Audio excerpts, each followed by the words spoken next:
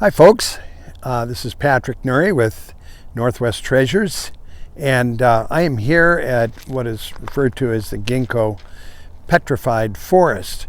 Now, it's an interesting place. This is in the basalt flows of eastern Washington, and so everything you see behind me, if you took away all the sagebrush and what little vegetation there is out here, you'll see big columns of basalt lava.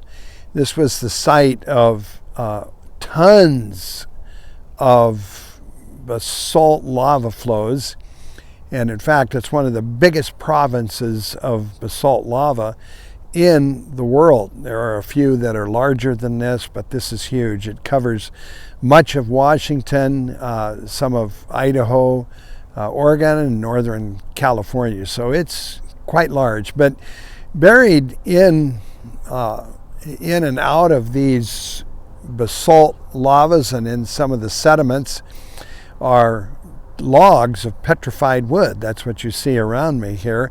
These are from Washington here. Petrified wood is the state gemstone of Washington. Seems hard to believe in the midst of a volcanic province. But these logs are petrified. They're filled with silica.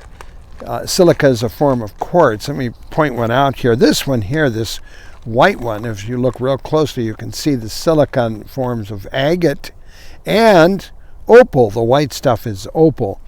Opal is a type of silica, but very, very soft, which means it's undergone some alteration. Heat has a way of doing that, hot water.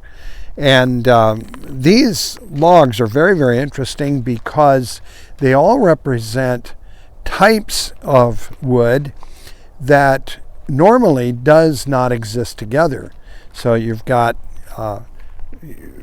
tons of wood from different environments all buried together here. So there's really lots and lots of evidence of flooding of some kind here in the area, and then lots of basalt lava flows. If these trees were living here at the time and these basalt lava flows overcame these trees, we wouldn't find anything but casts similar to what we find at Mount St. Helens.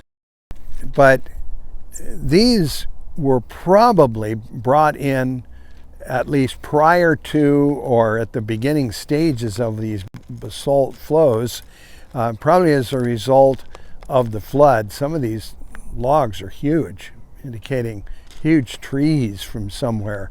And of course, giantism is part of what existed prior to the flood. We don't see much of it anymore today, but everything was much bigger prior to the flood. And these trees were deposited here and followed by a lot of basalt lava flows. And we've not yet located the initial rift that produced these flows. There are no volcanoes out here. So they were probably most likely the result of cracking in the earth. And of course, these are not active today, but there's sure a lot of remnants of them. But anyway, this is all petrified wood. It's where natural wood becomes infiltrated, supersaturated with silica. Now, the silica is important. We have to ask the question, where did that come from? That's not a natural part of water. So in addition to the trees being waterlogged, they had to be waterlogged with a silica of some kind, silica content. And the silica most likely came from volcanic ash that was part of the volcanic eruptions in the Cascade Range, a little bit west of here.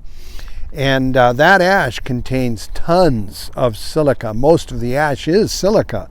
And that would have infiltrated these logs in water solution, and that's what has petrified these logs. They're really exquisitely petrified. You can see in some cases rings. You can see the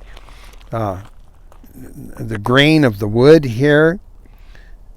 But this has petrified wood from the state gemstone of Washington from this area. I've been around this area looking for petrified wood and have found just tons of it in the hills up here. But the area, it really has a lot of interesting things to see. It's not as boring as it looks when you're driving through it. There's lots to explore here.